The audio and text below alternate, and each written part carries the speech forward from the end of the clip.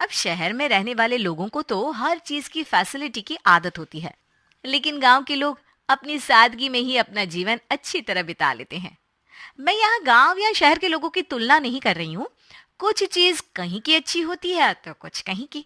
अब प्रेरणा शुरू से पली बड़ी शहर में और शादी के बाद में अपने हस्बैंड के साथ शहर में ही शिफ्ट हुई, लेकिन उसका असली ससुराल तो है गांव में, जहां पर जाने की चल रही है उनकी तैयारी। तो चलिए देखते हैं हमेशा से शहर की सहूलियत में रहने वाली प्रेरणा कैसे अपने गांव के ससुराल में सब मैनेज करती है। देखो, अभी तो हम घर में पहुंचे भी नहीं और उससे पहले ही तुमने मुंह बनाना शुरू कर दिया। अरे क्या हो गया है तुम्हें? क्यों गांव की गलियों को देख देख कर मुंह बना रही हो? गांव की गलियों को देखकर नहीं, गलियों के अंदर जगह जगह ये जो गोबर पड़ा हुआ है ना, इसकी बदबू से सर में दर्द हो रहा है मेरे। हे भगवान, अब ये चिंटू गोबर की तरफ कहाँ भाग रहा है? चिंटू! अब चिंटू तो ठहरा अपनी माँ का मौजी। अब उस बेचारे ने अपनी जिंदगी में आज से पहले कभी गोबर देखा ही नहीं। वो उसे बारिश का कीचड़ समझकर वहां खेलने चला गया और पूरा का पूरा गोबर से भर गया। छी छी छी छी छी! एक तो मुझे पहले इस गोबर के बदबू से इतनी उल्टी आ रही थी, ऊपर से ये पूरा का पूरा गोबर से लिपट गया। पहले क्या कम दुखी थी मैं जो तूने ये असर भी पूरी कर दी? अब जल्दी घर चलो ना। जैसे तैसे वे जल्दी घर पहुंचते हैं। अब पुनीत के मम्मी पापा की नजर सबसे पहले चिंटू की तरफ जाती है, जो पूरी तरह गोबर से ढका हुआ था। अरे ये क्या हाल बना कर ले आए हो मेरे पोते को तुम दोनों? गोबर में कहाँ से लिपट कर आया ये?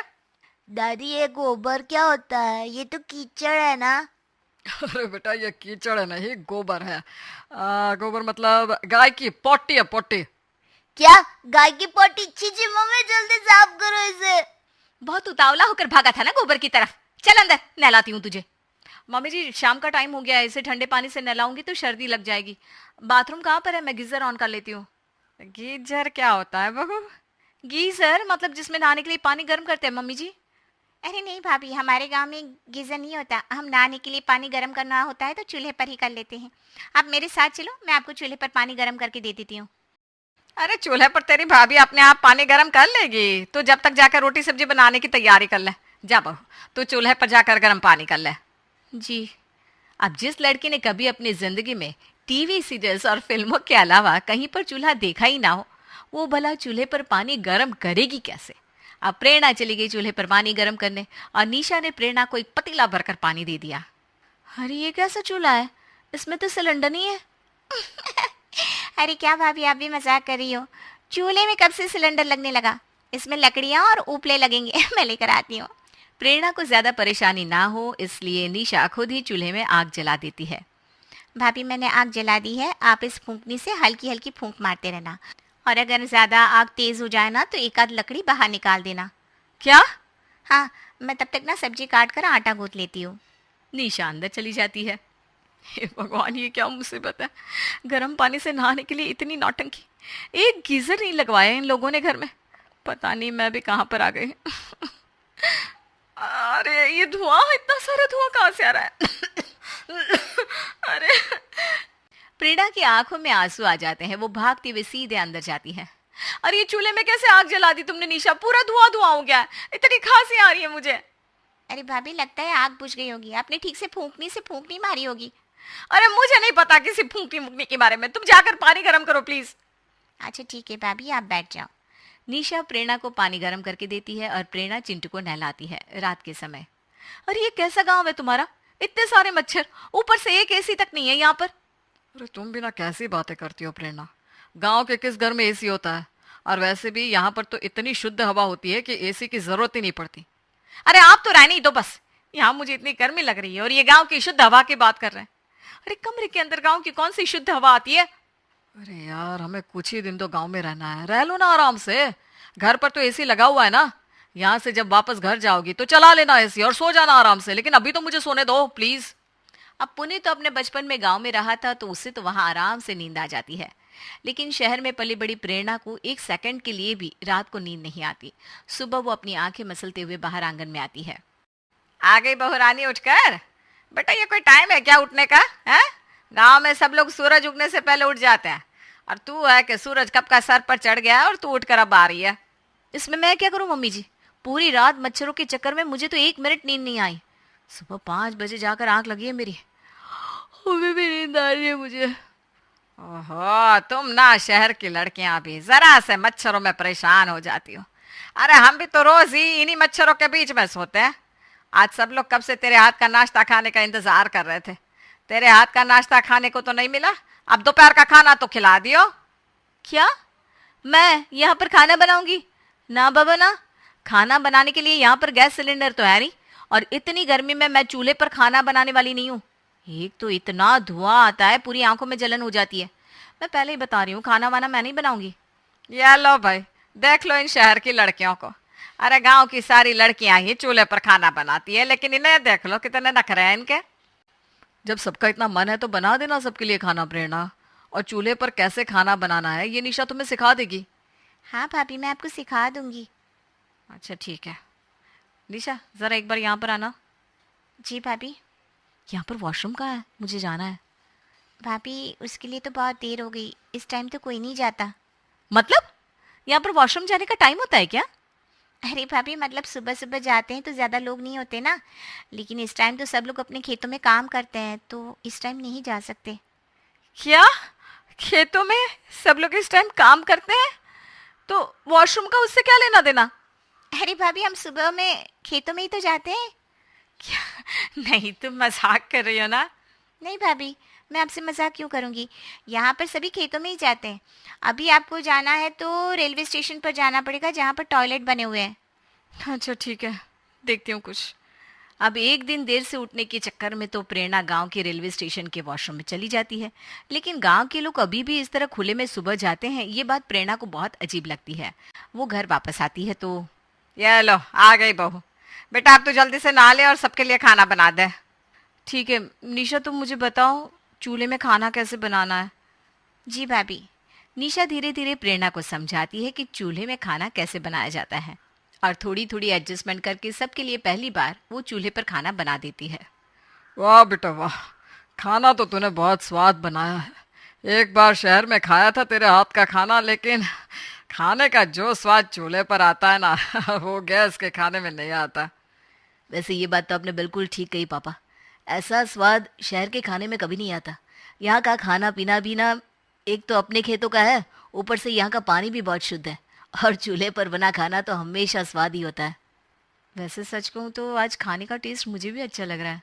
ऐसा खाना शहर में नहीं बनता, वहाँ पर तो इतने मसाले डालने के बाद भी ना सब्जी इतनी टेस्टी नहीं बनती जितनी यहाँ पर सिंपल मसाले वाली सब्जी बन गई। हाँ मम्मा, आज से आप घर पर भी चूल्हे पर खाना बनाना, मुझे चूल्हे का ये खाना बहुत टेस्टी लगा। चिंटू की ये बात सुनकर सबको हंसी आ जाती है। खाना पीना खाने के बाद शाम के समय, अरे निशा यहाँ पर वॉशिंग मशीन कहाँ है? मुझे कपड़े धोना है। यहाँ पर वॉशिंग मशीन नहीं है भाभी, यहाँ पर तो हम लोग हाथ से ही कपड़े धोते हैं। वहाँ पर कपड़े धोने का साबुन रखा है, आप उससे कपड़े धो लो, और पानी उस टंकी से ले लेना। सुबह पानी आया था तो मैंने टंकी भर कर रख ली थी। अच्छा ठीक है। प्रेरणा अब निशा को बोले भी तो क्या बोले, कपड़े तो उसे धोने ही थे। वो मुंह बनाकर कपड़े धोने के लिए बैठ जाती है और मन में बड़बड़ाने लगती है, पता नहीं मैं क्या सोचकर यहाँ पर आ गई।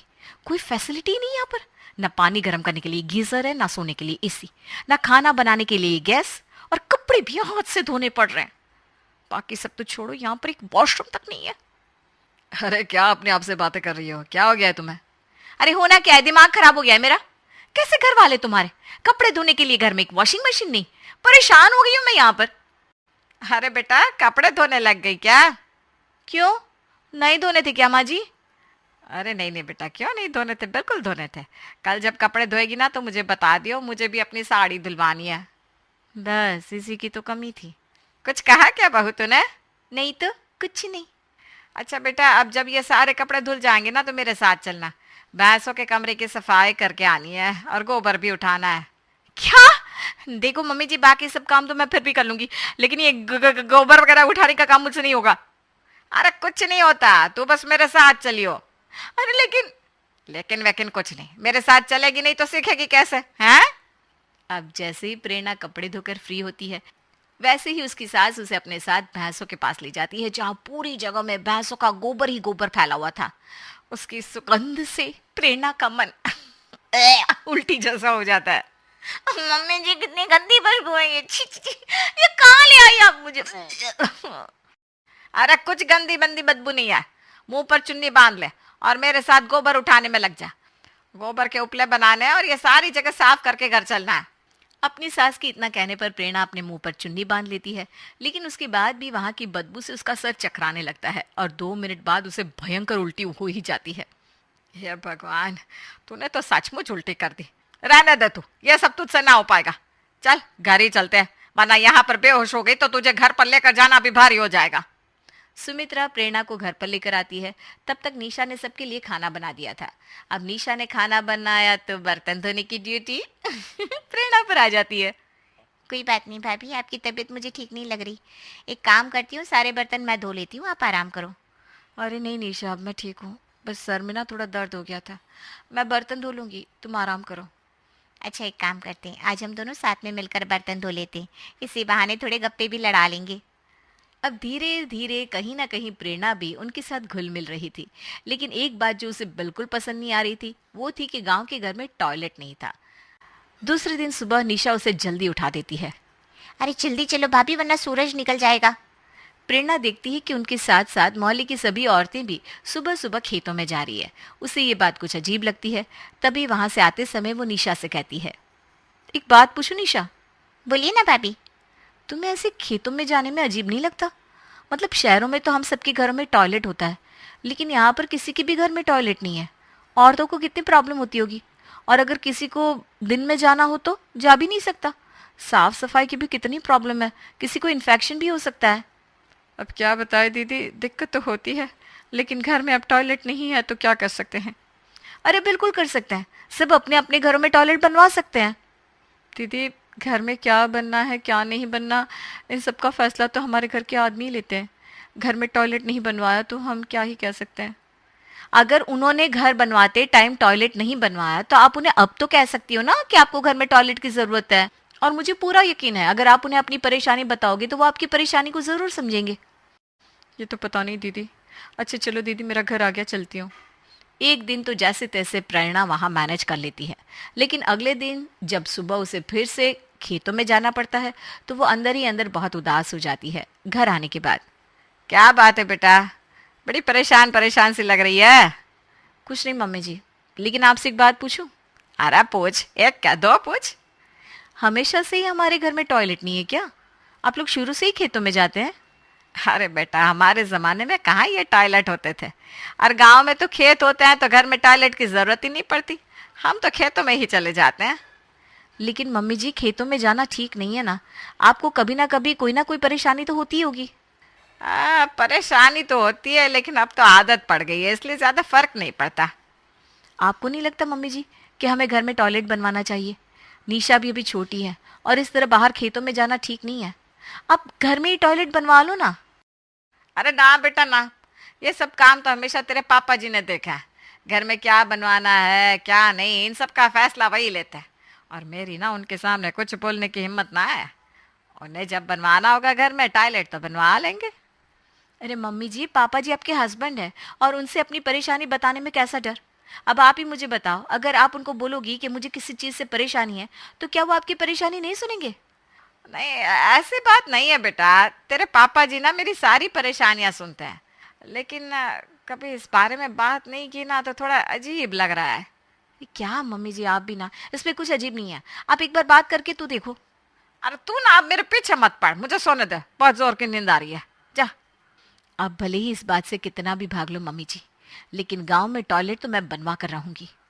अब प्रेरणा इस बात को अपने मन में बिल्कुल ठान लेती है। 2-3 दिन बाद खेत से लौटते समय, अरे राधा, ये तुम्हारे घर में क्या बन रहा है? एक और कमरा बनवा रहे हो क्या? अरे नहीं काकी, घर में टॉयलेट बनवा रहे हैं। उस दिन प्रेरणा दीदी ने मुझे इतना समझाया तो मैंने अपने घर में बात की। मुझे लगा था ये मेरी बात सुनेंगे नहीं, लेकिन इन्होंने मेरी परेशानी समझ ली। बस देर थी तो इनसे बात करने की। आपका बहुत बहुत धन्यवाद प्रेरणा दीदी, आपकी वजह से मेरी ज़िंदगी की बहुत बड़ी मुसीबत हल हो गई। अब ना रोज़ रोज़ मुझे खेतों में नहीं जाना पड़ेगा। ये तो बहुत अच्छी बात है। बस जिस तरह आपके घर में टॉयलेट बन रहा है ना, उसी तरह सभी गांव वालों के घर में अगर टॉयलेट बन जाए तो कितना अच्छा हो जाए। राधा वहां से अपने घर चली जाती है। प्रेरणा अपनी सास और ननद के साथ अपने घर आ जाती है। तब उसकी सासू माँ कहती है, मुझे लगा नहीं था कि राधा के घर वाले घर में टॉयलेट बनवा देंगे, लेकिन उन्होंने तो राधा के लिए टॉयलेट बनवा दिया। मम्मी जी, एक बार आप भी पापा जी से बात करोगे ना, तो वो भी घर में टॉयलेट बनवा देंगे। और मैं चाहती हूँ कि मेरे जाने से पहले घर में टॉयलेट बन जाए। मैं कुछ दिन ही आपके साथ बाहर गई हूँ, लेकिन वहाँ इतना अजीब लगता है कि मैं बता नहीं सकती। इसलिए ज़्यादातर तो मैं रेलवे स्टेशन पर जाकर वहाँ का ही वॉशरूम यूज़ करती हूँ। आप प्लीज़ एक बार पापा जी से बात तो करो। प्रेरणा के बार बार समझाने पर और ये देखने के बाद कि पड़ोस के लोग भी अपने घर में टॉयलेट बनवा रहे हैं, प्रेरणा की सास भी अपने पति से बात करती है और उनकी बात सुनने के बाद वो उनकी परेशानी समझते हैं और अगले ही दिन घर में टॉयलेट बनने का काम शुरू भी हो जाता है। अच्छा मम्मी जी, हम चलते हैं, लेकिन चिंटू की अगली छुट्टियों में पक्का गाँव आऊँगी। बेटा, समझ में नहीं आ रहा किन शब्दों में तेरा धन्यवाद करूं। जिस परेशानी से पूरी जिंदगी जूझते रहे, कभी उस परेशानी के बारे में उनसे बात नहीं की, लेकिन तूने जो प्रोत्साहन दिया ना हमारी परेशानी को समझकर, हमें इतना समझाया, आज तेरी वजह से ना घर में ये टॉयलेट बन रहा है। हाँ भाभी, मैं जब से छोटी थी ना तब से देखा कि मम्मी ने कभी पापा से इस बारे में सवाल जवाब नहीं किए, और यही आदत मेरी भी बन गई। कभी अपनी परेशानियाँ हम पापा से खुलकर कह ही नहीं पाए। अच्छा हुआ जो आप गांव आई, और आपने सिर्फ हमारी ही नहीं बल्कि गांव की सभी औरतों की परेशानी हल कर दी। आज सबके घरों में टॉयलेट बनने का काम चल रहा है। सच में? मम्मी अब तो सुपर हीरो बन गई। जो प्रेरणा गांव में एक नखरीली बहू बनकर आई थी, आज उसके एक विचार से सभी गांव वालों में जो बदलाव आया था, उससे ज्यादा खुशी प्रेरणा को शायद कभी किसी बात से नहीं मिली थी। वो गांव को अलविदा कहकर जा रही थी, लेकिन अब कहीं ना कहीं उसका मन उसी गांव में बस गया था।